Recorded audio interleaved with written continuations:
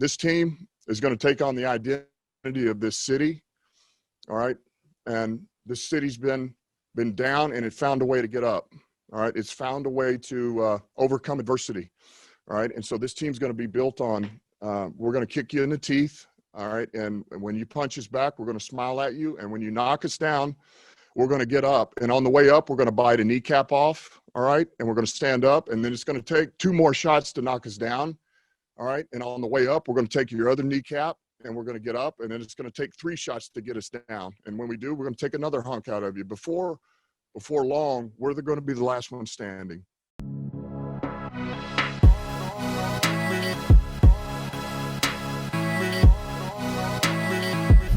What is going on, everybody? Happy Memorial Day to all of our service members out there. Thank you from all of us to you. Your sacrifices do not go unnoticed. So thank you. Enjoy your day. And if you're watching this deep dive goes out to you.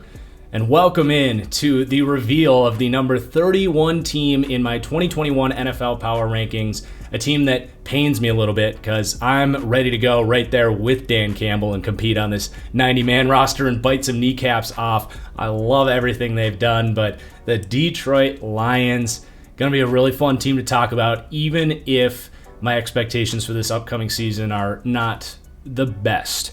I do want to remind you guys to please do hit that like button down below. It really does help support this channel, and share this video as well, guys. If you enjoy this video, you will not find a deeper, more comprehensive preview of the upcoming NFL season for all 32 teams. So make sure you subscribe and turn on that bell notification icon on down below, and we'll see you throughout the series.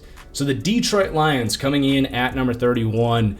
And as I mentioned, the addition of Dan Campbell to me is really exciting. I think the offseason leading up to this point right now, it's been very good in general, but it's like I love the cohesiveness, and everything they've done is for one sole purpose, and that is to match Dan Campbell's opening press conference of dropping F-bombs and biting kneecaps. Like, let's reset the culture here. And I even said back in December that Dan Campbell specifically would make a ton of sense to Detroit because, A, they weren't going to attract, the Brian Daboll and, Joe Brady's of the world to come up here into Detroit. They had slim pickings as far as who made sense at head coach that would take the job. And Dan Campbell was exactly what they needed to reset the culture here. And even if he isn't this high upside, Super Bowl potential winning coach, I do think you can be viewed as a bridge coach that can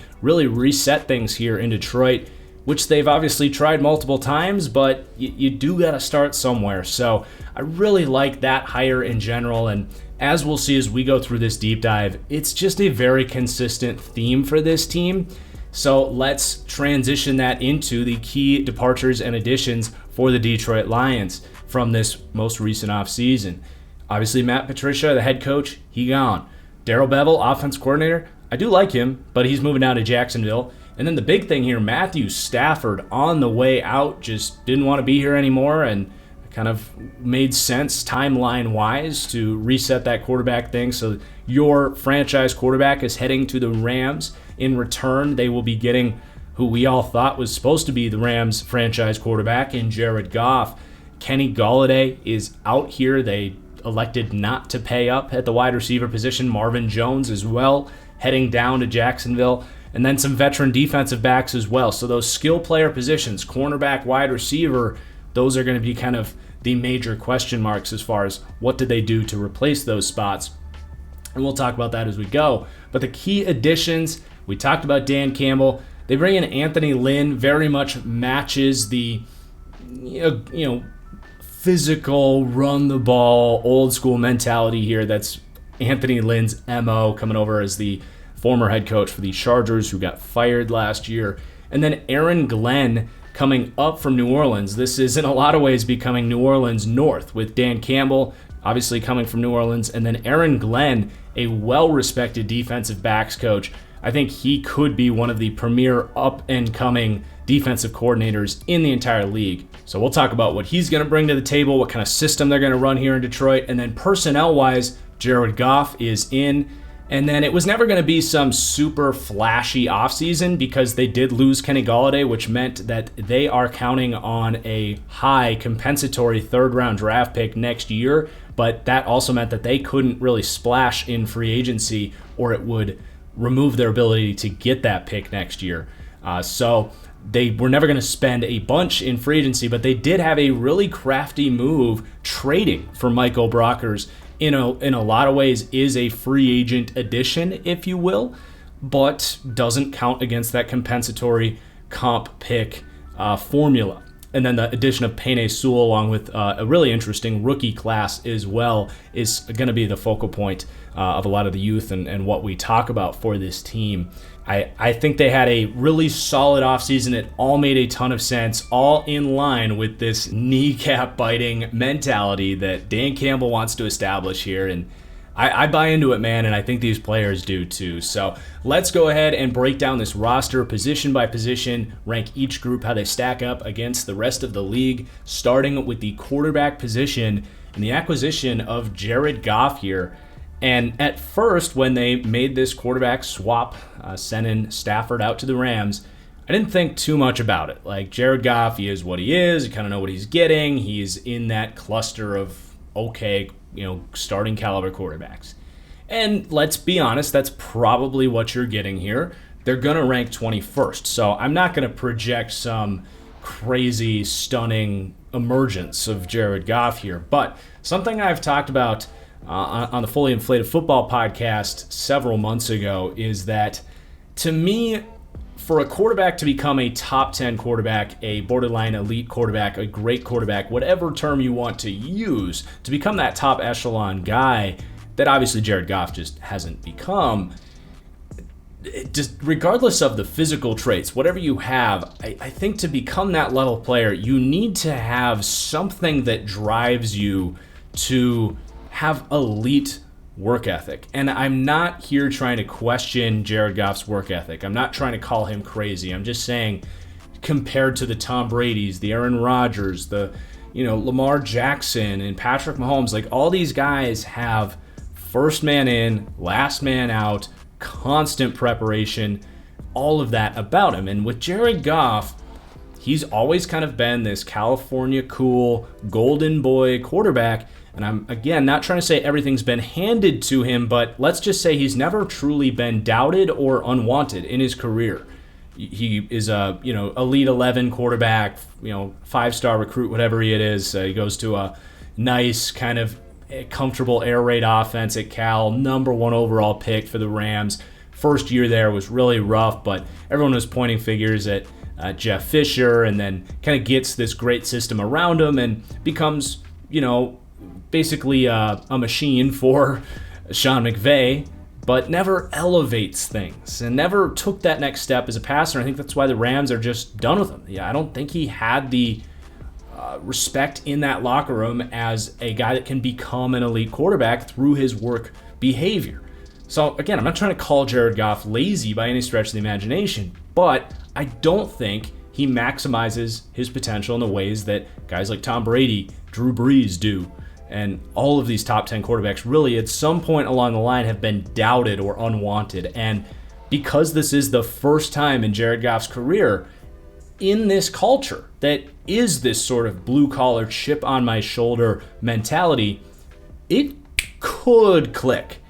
I'm not projecting it to happen. I rank them 21st.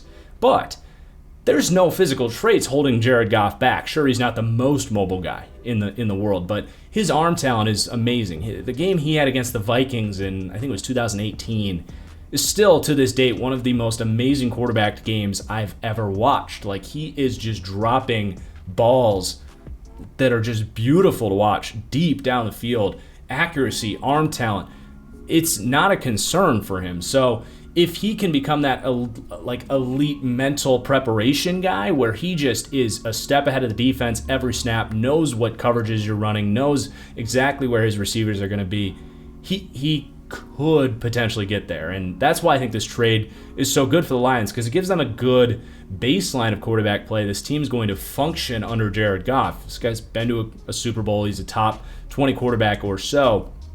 But I am Just curious to see if being doubted for the first time in his career can create something more out of Jared Goff. But beyond that, you got Tim Boyle, who I would say falls into a category of fascinating backups that we just don't know a lot about. A guy with really nice footwork that, Green Bay's good at kind of creating this buzz for their backup quarterbacks behind their Hall of Famers. But he does have a really good footwork when he has played in the preseason, and he's got some tools there. If Jared Goff, if the opposite happens, which is another possibility where he can't match the physical nature of this team, he could be out in a year because that's the floor for Jared Goff. Maybe they could see what they have in Tim Boyle. I think he would be a fascinating backup, but you're not expecting much there. I think he could maybe be a career backup type, but he hasn't even established himself as that. And then you have David Blau, who played a decent amount last year, has some athletic traits, but just doesn't meet the thresholds for a lot of the traits at quarterback when you want to talk about arm strength and accuracy and all that stuff. So quarterback grade is going to be 21st for the Lions. Obviously not great, but it does give them a decent baseline there with Jared Goff. And then the running back position, if you aren't high on DeAndre Swift for fantasy football next year, bump him up a decent bit, because to me he is the most obvious breakout superstar from the 2020 draft class. We're talking about my number one running back in last year's class, ahead of Clyde Edwards-Helaire and let's see who else, Jonathan Taylor, some other guys from last year's class, Dobbins, I suppose. And you want to talk about talent, it's there. Opportunity, it's there with Kerryon Johnson out. And blocking is there. Scheme is there. This team, I do think, is going to run the ball more than probably any team in the NFL outside of the Baltimore Ravens would be my prediction there. So it's kind of this perfect storm, and I think it's actually more likely than not that DeAndre Swift takes a massive jump up from his rookie season, and even to the point of maybe becoming more of a consensus top 10 running back in the NFL. So I have extreme expectations for DeAndre Swift because I think it's kind of the focal point of this team centers around DeAndre Swift, or at least benefits DeAndre Swift more than anybody. And then you got a pair of backups here, Jamal Williams, who is kind of the quintessential backup running back, the do-it-all guy. He's a great culture guy. The Packers players loved him. He's out there dancing in the cold, and just a good locker room glue guy. He pass protects. He catches the ball soundly. He fights for tough yardage. Never going to have the athletic traits to be a reliable impact starter, but love to have him as your RB2. So that was a nice addition. They got him for cheap, just as pretty much any backup running back is going to be. And then ironically, Jermar Jefferson, my pro comp for him was Jamal Williams, guy that does everything really well, tough dude, good vision, you name it, protects the football, but just doesn't have the athletic traits to be a star running back. So you got another one there, 1, 2, 3, solid, sound running back room. They're going to rank 15th for now, and I think, like I said, with DeAndre Swift, they can surpass that pretty easily with this group. The depth, you got Raheem Boyd. We'll see if he makes the team. Kind of a decent receiving back out of Arkansas, but very little to speak of as a runner. And then I'm not familiar with Dedrick Mills.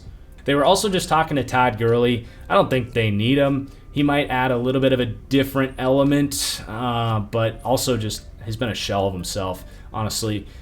What we saw from Todd Gurley last year is not much different than Jamal Williams, probably a worse running back, honestly. So there's the running back room, going to rank 15th. Now we got the receiving room, and this is where it really gets disappointing. They do rank dead last in the NFL. That will not come as a surprise to anybody. It's a really rough group. Your number one receiver is Tyrell Williams, who he hasn't even been able to establish himself as a starter. He's been injured, and when he was with the Chargers, just drop issues, just inconsistency across the board. Really athletic dude with size and upside, but at this point, it's impossible to project him to emerge as a quality starter. He's probably a wide receiver 4 for most teams, and he's their number 1. Then you got Brashad Perriman, very similar, former first-round pick. Now, he's probably shown some more flashes, but his low end has been even worse. He's been bounced around the league. He's been on, 5, 6 teams now in his career. And he has actually looked much better in recent years. So there could be something there. He was on the Jets and the Bucs the last couple of years. He very well might be their best receiver, honestly. And then you have Amon-Ra St. Brown, the rookie out of USC. Now, he was on my not my guys list. I wasn't super high on Amon-Ra St. Brown as like a top 50 player, as a second-round pick. I did have a third-round grade on him. But this is a great landing spot for Amon-Ra St. Brown, let alone just the value kind of being in the third round. That's where I had him. Some people thought it was a steal. I thought that was a round where he should have gone. He's not a great athlete. I don't think he's ever going to be a great receiver. But he does block his ass off. He's got a reliable pair of hands. He runs good routes in the short to intermediate game. I think you're going to get something like a more physical version of, say, Marquise Lee, who has been injured, but when he's been on the field, he's been a solid receiver. So that's what I see in Amon-Ra St. Brown. And then Quintez Cephas, interesting player as well out of Wisconsin. He is almost identical to Marvin Jones. That was kind of my pro comp coming out, was a slower version of Marvin Jones. He is a go ball specialist. Just launch him deep. He's not super fast, but his ability to track the ball and come down with contested catches is elite. So used in that same role here. Very redundant with Brashad Perriman, but whoever ends up with that role, you're getting a good vertical threat on the outside. Then the wide receiver depth is really poor. You have Khalif Raymond, who is another vertical threat, kind of a undersized deep ball specialist for the Tennessee Titans. Maybe he plays a kick return role here, but with the pieces in front of him, you got three better deep threats, so I just don't really see him having too big of a role here. Damian Ratley, whatever. Geronimo Allison is miserable. They had some interesting undrafted pickups with Jonathan Adams out of Arkansas State, I believe. Another kind of big-bodied, physical receiver, really outstanding ball skills and leaping ability. He has the most potential out of anybody here, wide receiver 5 and below. I think he will make the team. As for Sage Surratt, I think he was like my 46th wide receiver. Now, as an undrafted pickup, I have no issue with him, but he was really one of the most overrated players in any draft process that I can remember. He is like a worse version of J.J. Arcega-Whiteside, which is obviously not a draftable prospect, but someone that does not separate. He's got legit 4.7 speed. Like, there's just very little you can do there. And he's shorter. He's like 6'2". He's not tall enough to make a full conversion to tight end. So maybe he makes it and plays a big slot physical blocking role for this team. I don't know, man. I'm just not a Sage Surratt guy. Then you got Bolden and Kennedy, whatever. I doubt they make the squad. Onto the tight end group here, it is much better. You got TJ Hawkinson, who you can make a pretty strong case for being the 5th best tight end in the NFL today, depending on where you want to slide Kyle Pitts in there. But he's another breakout candidate for the upcoming season. I think the overall culture and implementation of this system and scheme benefits two players here. DeAndre Swift, who we talked about, and TJ Hawkinson is going to thrive here. Dan Campbell is undoubtedly the best tight ends coach in the entire country. I mean, he got promoted from a tight ends coach to head coach. He was that good. He teaches guys how to block. Not that TJ Hawkinson needs it, but I would not be the least bit surprised. I would almost predict that it does happen, that TJ Hawkinson becomes the best blocking tight end in the NFL ahead of George Kittle.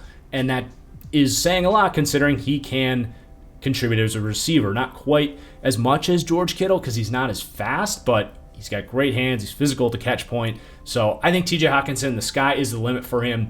Really love how TJ Hawkinson projects next year.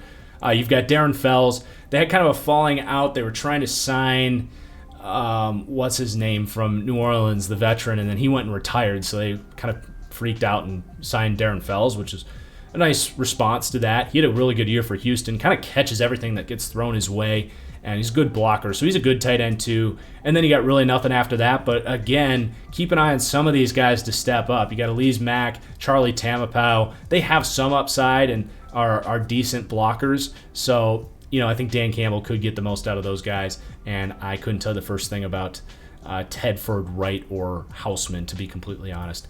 Then you got the halfback depth in the receiving game, or just the halfbacks in general, rather. I do think DeAndre Swift boosts this up a little bit. I think he's going to establish himself as a really good receiving back here. You've got an Alvin Kamara comp coming out from me on DeAndre Swift. So I think in that light, I think he has that sort of potential as a receiving back. Just has to show it more consistently. And then you got Williams, Jefferson.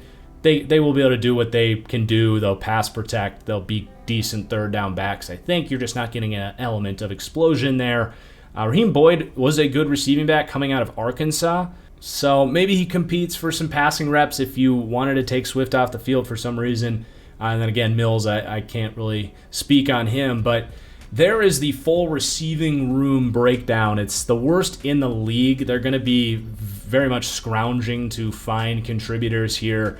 They're going to be trying to figure out which receiving core makes sense here. You don't really have a diversified skill set here with this receiving group either, because Williams, Perriman, Cephas, and even Raymond, they're all like outside vertical threats. So that's really what drags this thing down, is a lack of diversity in the receiving skill sets and just overall talent in general. I mean, your best two receiving threats are a tight end and a running back, let's face it.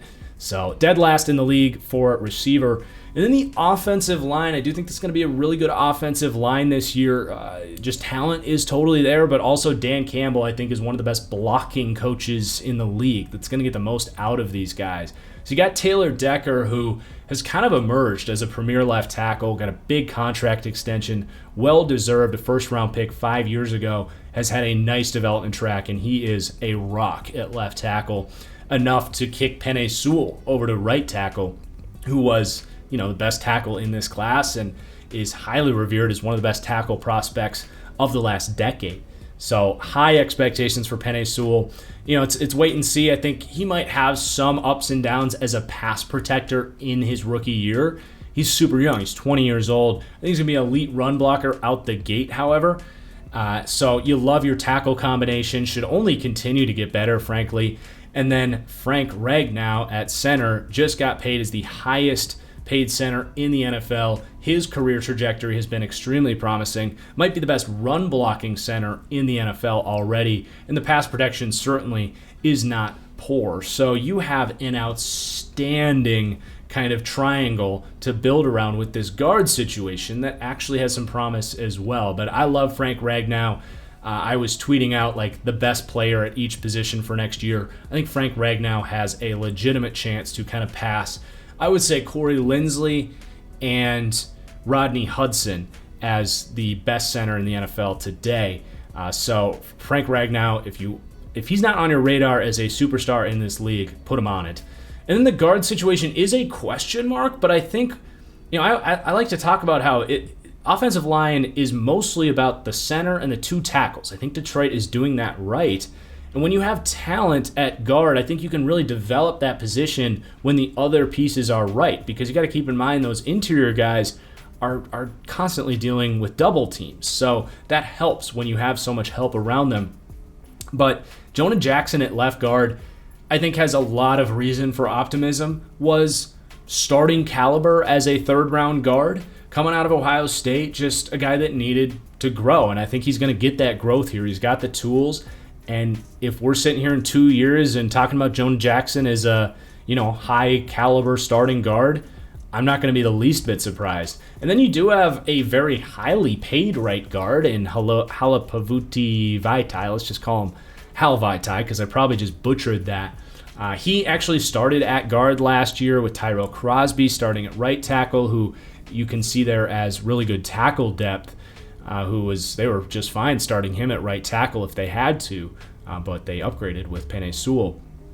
Now, I feel terrible for whoever needs to get in the way of Frank Ragnow, Hal Vaitai, and Penei Sewell on that right side of the Detroit Lions offensive line, because those are elite run blockers right there. Vaitai, maybe not elite, but very good as a run blocker, and he is a massive mover of human beings.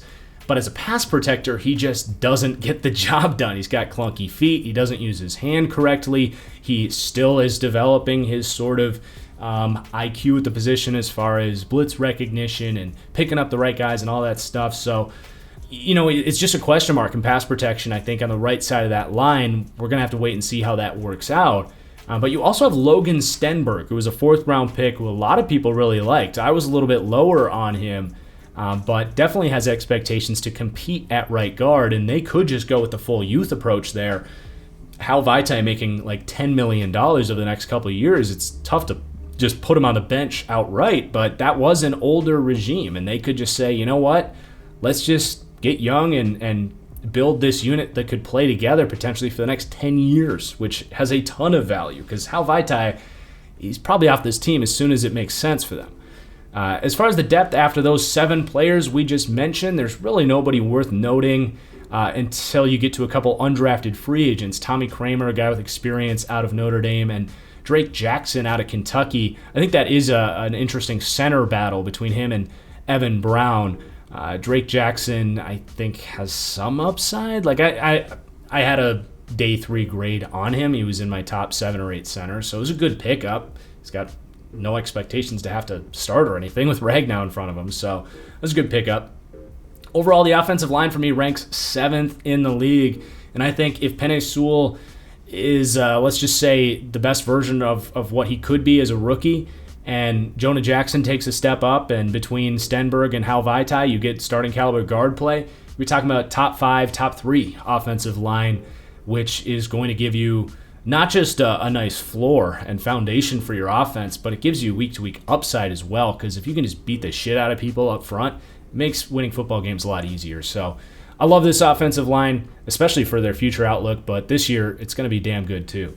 So the offense as a whole ranks 29th, so not projecting this to be the worst offense in the NFL, but just obviously with that receiving core and then the offensive coaching, just a lot of question marks. Dan Campbell, never really a play caller. You got Anthony Lynn, not a good play caller. They're going to run the ball a ton, and I think in certain matchups they will assert their dominance at the line of scrimmage, and you will see this kind of style be more effective, but projecting them as a great offense is just a bit of a stretch. I do project them to be a very pro-style offense, a diversified run game that can take some deep shots in play action. I think that is very much being told to us by their skill set at wide receivers with Perriman and Williams and Cephas and all these guys. I think they're going to have a great run blocking system set up in front, and very old school looking offense here for the Detroit Lions. So let's move on to the defensive side of the ball, starting with the run defense. A nice transition there as we just talked about how much they're going to run the ball on offense. I do think they are going to defend the run really well, just from a mentality standpoint here, but also the depth and talent they have. So a key addition of Michael Brockers for the run defense, not much of a pass rusher there, but definitely a key addition that is going to be the focal point of early down work there. Robert Mays with the Athletic had a nice interview with the new GM here, Brad Holmes, and he really talked about how excited they were to get Michael Brockers in there because it just is such a good culture fit. And then I do project Deshaun Hand as the number 2 defensive tackle there. Maybe more pass rush work for him, and we see potentially a Lee McNeil, Nick Williams, who we'll talk about in just a second. But Deshaun Hand is a good overall 3 technique and has played in kind of that multiple Belichick, Patricia defensive end role. He's played a lot of different hats. Maybe a more simplified role now with Aaron Glenn coming over with his 4-3 base defense and could get back to the basics a little bit, especially with good coaching here. I could see Deshaun Hand definitely getting back to being not just a quality starter, but a borderline star, because that's what he was as a rookie, but in 2 years since just hasn't been able to stay healthy and hasn't been able to repeat what he was. So you're hoping he can get back to it, but that's not a given. And then you just have so much depth. I love the Aleem McNeil pick from a run defense perspective. I compared him to Falorenzu Fadukasi coming out in this draft, who is a stud run defender for the New York Jets that is one of the more underrated players in the entire league. But really just sturdy, quick foot, like all-around run defender, was maybe the best run defending defensive tackle in college football last year. Lost a lot of weight, played a nose tackle role at 340 pounds, but dropping down to 320. So I still think he will defend the run well at that size. but you're also going to see maybe a better pass rushing version of Alim McNeill. So I actually think in their rookie season, Alim McNeill will outperform Levi Onwuzurike, who's a little bit lighter. I don't think is going to see a ton of early down work. I actually think he's going to be more of a pass rushing specialist that maybe takes a little bit of time, especially after the opt-out last year. So I do like both those picks quite a bit. We'll continue to talk about that group with the pass rushing grade. But then you also have Nick Williams, who's just a stout veteran run defender, culture glue guy. I don't think he gets cut here. You got John Pennicini, who coming out was just a good, solid run defending nose tackle. That's probably where you draw the line. Deshaun Cornell, if he makes this team, it'll be as a pass rushing specialist, which is what he was at Ohio State. Does have a amazing get off, so I still believe in Deshaun Cornell if he ever got an opportunity to emerge as a pass rusher. But we're talking run defense here, and he can't do that. Kevin Strong got some playing time last year, but not much there. So starting with that interior group, you love the depth. And, the grade comes in, we'll get ahead of ourselves a little bit here. The grade comes in as 10th in the league with an 84.0 run defense grade. Even though we don't have anybody on here ranking above 84, the depth and ability to rotate and the overall mentality of this team, I think, is really going to translate well on the inside there. And your edge guys are pretty sound as well. You got Trey Flowers, who we don't need to spend a lot of time talking about. He's simply one of the best run-defending edge players in the league, getting back to playing a little more of that edge role. Not that he's ever truly played it, but I think he'll translate really well to a traditional 4-3 end as a run defender, because he spent a lot of time kind of inside the tackles for that Detroit defense that makes things tough on a guy that's 265 pounds, so should have an easier time on the edge. And then Romeo Okwara, earlier in his career, was actually known as more of a run-defending specialist, who wasn't a guy you wanted on the field a ton on pass rush downs. Now, I have a theory that he slimmed down, and that led to a serious uptick in his pass rush that we'll talk about, but he did have a pretty rough year as a run defender, but so did this entire front seven. So I do think he gets back at least slightly to being a quality run defender, but you do have some concerns there based on how much he got moved around last year. So the front four there is very sound. You also have Austin Bryant, who could be an early down reliever for Romeo Okwara. Even Charles Harris is a bigger bodied guy, could play a run defender role if they want Romeo to be more of just a third down guy or pass rush downs guy. So good solid group for the edge rush run defense, edge run defense. Let's just leave it at that. The linebackers here, you could take it or leave it. Jelani Tavai is big. It helps him thump. He doesn't get to the ball very quickly and isn't a very sound run defender. I actually definitely think Derek Barnes is a better day one run defender than Jelani Tavai. I just think the way NFL teams work, we probably see Jelani Tavai get the start early on. Lions fans are going to be very frustrated to hear that, but I would project that to be true. I love Derek Barnes. I think he wins a job here sooner rather than later, but a guy that only has 1 year of off-ball experience at Purdue was a really good, fun year to watch, flying sideline to sideline, being an amazing tackler. But just middle linebackers, just off-ball linebackers in general, it's a really tough transition to the NFL. We've seen guys come in with a lot more experience than Derek Barnes and really struggle. So I think Derek Barnes, there's a reason for the hype. He's one of the more hyped up players on this young defense based on what I've seen on social media. But I think those expectations for 2021 need to be tampered just a little bit. But you got Alex Anzalone coming over from New Orleans with Aaron Glenn, who's coming up from New Orleans, and get that continuity there. I think that gives him the nod over guys like Jalen Reeves-Maybin, who played last year, and Sean Dion Hamilton, although I like those guys a little bit in coverage. And then Jamie Collins should start one more year here. I think he's eventually going to be a cap casualty. Just doesn't seem to be a very good linebacker when he's not playing for the New England Patriots. Just one of those guys. There's a lot of them around the league that fit that criteria. But not a bad player by any stretch of the imagination. Good athlete, aggressive player, versatile skill set. So the linebackers don't necessarily help the run defense grade. They have some good size there, so I think from a run defense perspective, they're fine. They kind of fit the mentality there. But we'll talk a little bit more about that group as well when we get to the linebacker grade alone. The run defense grade, as I mentioned, 10th in the league. I think it's going to be a very sound unit. It's going to be a strength of this team, and they're going to be able to force teams to pass on them. Now, is that going to be a good thing for the Lions? Let's talk about it. How well are they going to defend the pass here? The pass rush here is good. It's developed nicely, I would say, after being, 2 years ago, one of, if not the worst pass rushes in the NFL. So it actually starts now with Romeo Okwara, who had an outstanding year last year. I think was top 10 in pressures in the NFL, one of the sack leaders in the league, and got a nice 3-year contract extension. Now, the price tag on there goes to show you that the Lions and the rest of the league doesn't think that he's necessarily going to repeat that production, because that type of production on a year-to-year basis is worth $20+ million. And Okwara just hasn't been that guy throughout his career, and just with his traits, he's not an overly athletic guy. You're not expecting him to continue as like this amazing, top 10, 15 pass rusher. But that doesn't mean he's going to fall off the face of the earth. I think he's got a very good finesse skill set. He's very tactical in his approach.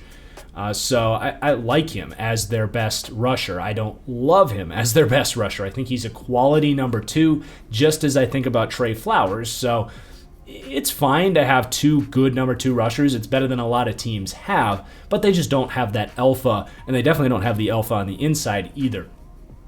So I got Brockers and Deshaun Hand as still kind of the starting interior rushers, though you have some flexibility here. So you have Levi Onwuzurike, who they drafted, and maybe I should back up a little bit and talk about Brockers and Hand first before I talk about the flexibility.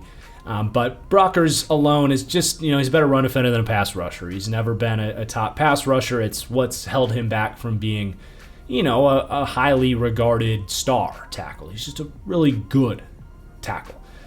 Then you have Deshaun Hand, who, as a rookie, again, was like a top 10 defensive tackle that year, or just, defensive end, whatever you want to call it, in that system, but just has not been the same guy. He's been injured, and when he's been on the field, he has not been the same productive piece. So you hope that the athleticism shows back up, the power shows back up, the ability to kind of play with leverage and, show quickness and bend on the inside. Just a really good, versatile, athletic, high upside interior player as a whole. You want to see him get back to that, but you just can't bank on it. I hope he does, because he was really fun to watch as a rookie. Just hasn't been that guy in 2 years.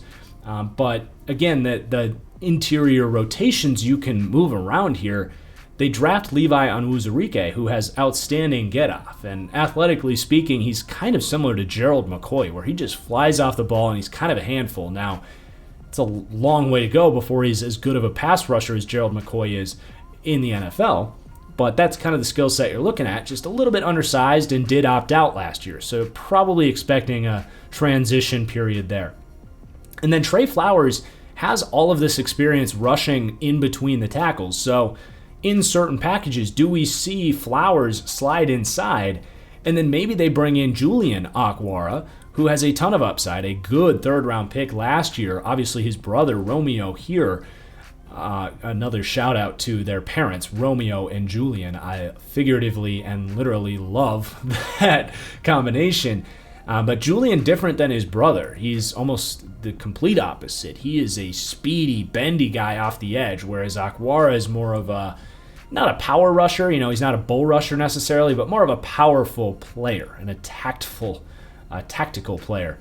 Whereas Okwara is just going to kind of beat you with speed. I'd love to see him develop some more power to his game to be more of a starting caliber edge piece, but I could see some packages, depending on how much they count on Onwuzurike, where you slide Flowers inside and put Julian Okwara out there. So I think you've got some, you're kind of 6 deep, Brockers being actually the worst pass rusher of that group. And then you can't rule out Aleem McNeil either as a potential stud pass rusher, a guy with a lot of athletic traits, and wasn't a bad pass rusher as a 340-pound nose tackle. And as I mentioned, he's lost 20 pounds here. So I think he has some upside as well to be at least a good number 2 interior rusher, if not better than that. Just one of my favorite picks let's just say in the 3rd round was Aleem McNeil. So it's a good pass rush. They rank 20th. They've come a long way outside of the 6-7 guys we mentioned. Charles Harris, I'm not expecting anything there. Austin Bryant, really just a run defender. Jashawn Cornell, do keep an eye on him. I do still like him just because of his get-off is so incredible coming out of Ohio State. He can shoot gaps. Just not a lot of opportunity for him to see the field here. And Nick Williams can do some things if you want him out there on pass rush downs. But yeah, good deep pass rush with a lack of elite talent. Brings them at 20th. So it's a good start. The linebacking group, when you factor in the coverage, just not very exciting. Jelani Tavai is a complete liability.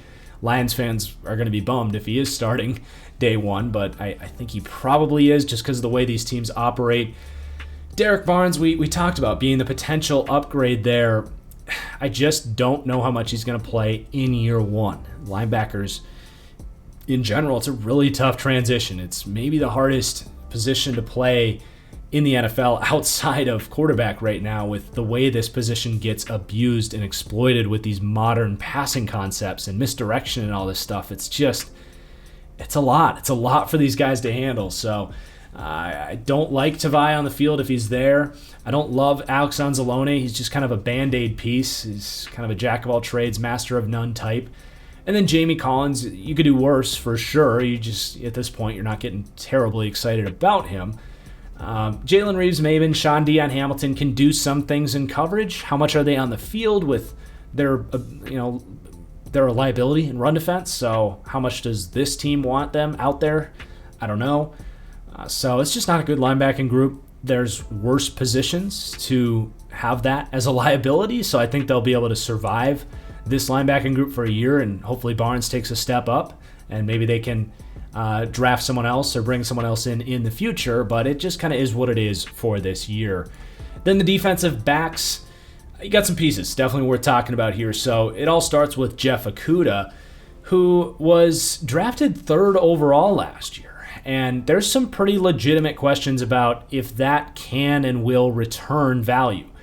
For one, he's just not an elite athlete. And it's not that you can't be a great corner as a good, not great athlete that I would describe Jeff Okudah as, but it really increases that margin for error, and you have to play really perfect. Now, they're going to run a lot more zone coverage this year, which, Okudah coming out was regarded as a day one man cover guy, but based on his athletic profile, you would say he probably needs to play at least a good balance of zone coverage to be a top 10 corner, to return value as the top 3 pick, because a true lockdown man corner, there's very few of them, maybe none of them. But the guys that are really good at it are guys like Jair Alexander, who are just freaky athletes, and that's not really Jeff Okudah. So they are going to be running a lot more quarters coverages here. So theoretically, that would be a better system for Jeff Okudah. We just haven't seen him run a lot of zone coverages like that. So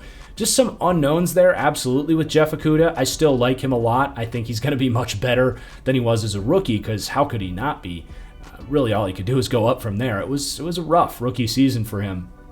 But I do expect him to be better and be at least a starting caliber corner, and in time, working with Aaron Glenn, one of the best defensive backs coaches in the entire country. I do think Jeff Okudah emerges as a star corner. Is it going to be in 2021? That's just, maybe a coin toss. I think he does get there, but it just could take some time. And then Amani Oruwariye, I really like him. He was one of my guys in the 2019 class. I actually do think he beats out Quentin Dunbar, which was just a good signing here in general as depth. But I think if you're the Lions, you got to find out what you could have in Amani Oruwariye. He's got length and athleticism. You could potentially have a really nice young duo if these guys can reach their potential. And I think with a system that fits these guys' skill set very well, and a coach that knows that system and knows how to coach defensive backs, it's worth starting these two just to see what kind of a 1-2 punch they can be. But again, in year 2021, I'm not expecting a star season from Amani Oruwariye, but maybe by the end of the year, these guys do get there. Corn Elder, not really worth spending a lot of time on. He's just a kind of dime a dozen starting caliber slot corner. Not that it was a bad signing or anything. He just kind of is what he is. Had a good year there for Carolina after finally getting used as a full-time starter. He's always kind of had it, just hasn't gotten the opportunity. And then Quinton Dunbar, as we mentioned, a good veteran signing. There's a chance he beats out Amani Oruwariye. Had a hard time staying healthy for Seattle last year, so a good system for him, absolutely. And you like to run 4 deep at corner, but I think it would be smart for the Lions to at least see what they have in Oruwariye and go with the youth at that position. Then you got Ifeatu Melifonwu, and I would just say lower your expectations in general. He to me was maybe the most overhyped player in this draft. Was one of my least favorite prospects relative to the way the majority of people were talking about him. He's just remarkably stiff. I thought that his only chance at being a full-time starter in the NFL was going to be in a cover 3 Seattle press system. I thought he was a 3rd to a 4th round grade, so it's not that this was a bad pick. He ended up going closer to where I projected him than some people who thought he could sneak into the 1st round, which I thought was just crazy. Like, he cannot cover man-to-man. He also has a serious flaw in his technique that luckily Aaron Glenn will be able to work with him on. And it's hard to say why this existed in his technique, but he opens up his hips about 5 to 7 yards sooner than he needs to. He basically is terrified of getting beat over the top. And when he does that, all the receiver needs to do is break the opposite way if he opens up, and he can't cover anybody. So that needs to be coached up. And the reason that hole in his technique is there in the first place is probably because he has tight hips and he can't flip and get vertical or cover guys, on lateral hitting routes, routes that exploit lateral agility, I should say.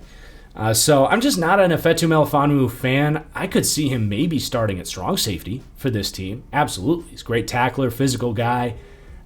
Keep an eye on that, I suppose. But for me, in this system, I see him as a matchup guy, maybe someone that comes in and can cover tight ends in dime packages. But outside of a cover 3 press system, I do not see him as a starting caliber player. So definitely for me, I would say lower expectations on Melifonwu. It doesn't mean I'm right about him. That's just my analysis of the player. Then Mike Ford, he's been kind of hit or miss, let's just say, as a kick returner that gets on the field as a coverage player.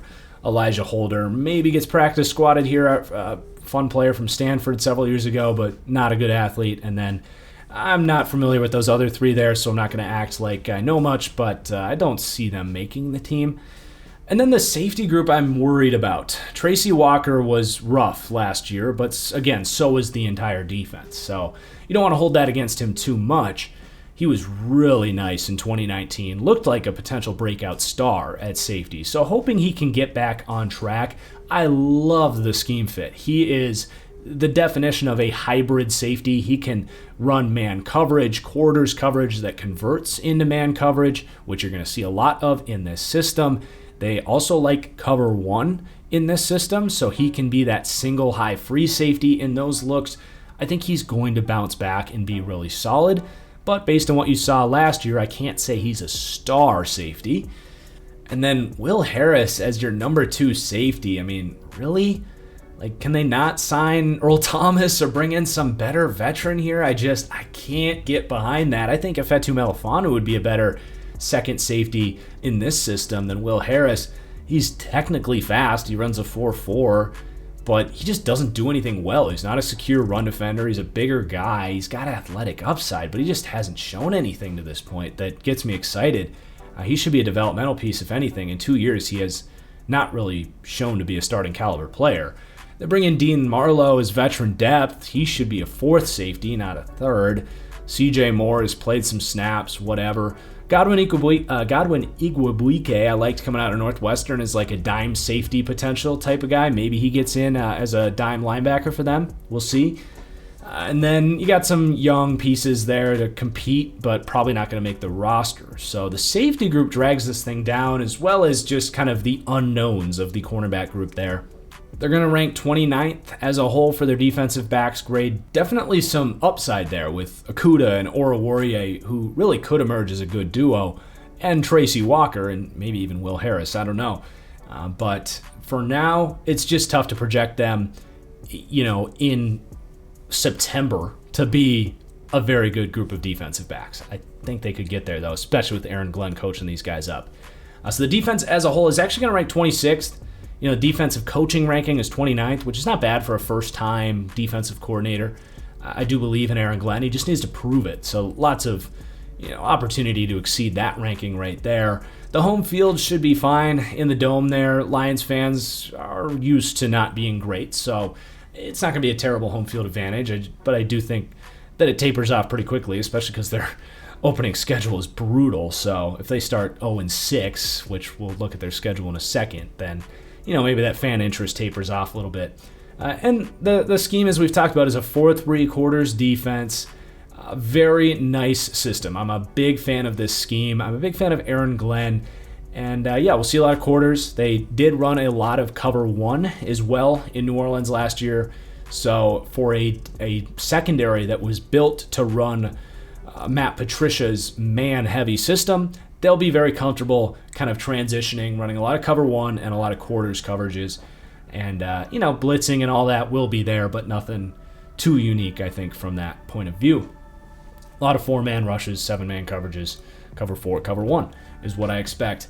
So the team as a whole, obviously ranking 31st there. You can see the overall grade, 74.3. And then the special teams ranking, I think, should be middle of the road. They did lose Matt Prater in their kicking situation. It doesn't have the best outlook, but I think their kick coverage should be really good. I think you're going to have overall the mentality of this team is going to be really willing to play special teams. That's going to be kind of the culture they establish here. But you also have Afetu Melifonwu, Derek Barnes, should be really nice special teams players. Some decent kick returners here. So I think special teams should be middle of the road, but the kicking game is a major question mark with Randy Bullock set to be their kicker right now. So I got to keep an eye on that. And then the culture ranking here is 30th. I love the overall mentality of this team, but they still need to establish a winning culture. I will say that I do love the approach that they're going with, and if this all clicks and everyone buys in and it all works together, that is what's going to lead this team to being, exceeding this 31st ranking, so to say. So there's your overall team outlook, and then your strengths and weaknesses here. As I just mentioned, that blue-collar mentality, the offensive line, defensive line to complement that, not just the depth and talent, but the types of players that they've brought in. Guys like Brockers and Penei Sewell and Aleem McNeil, those are badass football players that are, I think, going to set the tone at the line of scrimmage.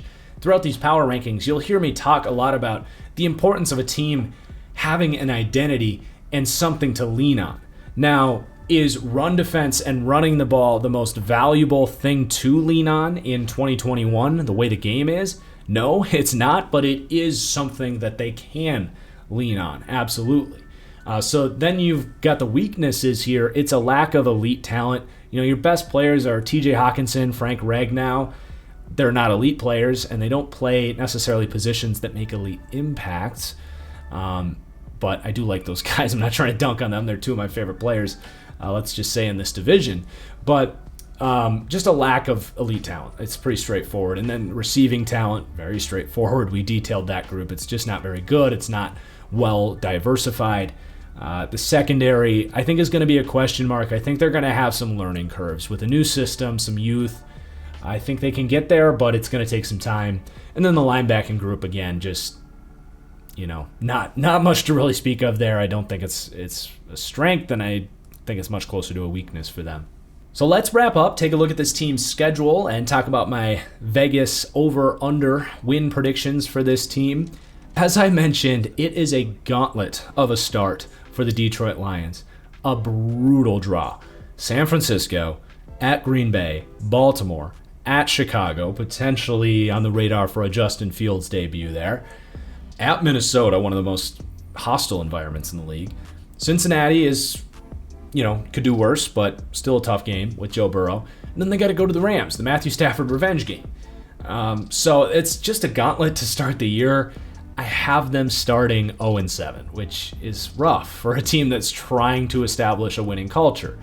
and hit their groove. It gets a little bit better as they move forward. I do have them getting their first win in Philadelphia right before the bye around midseason. You got at Pittsburgh, at Cleveland. That sucks. Those are 2 tough road games. I'd much rather get Pittsburgh at home than have to go to Pittsburgh.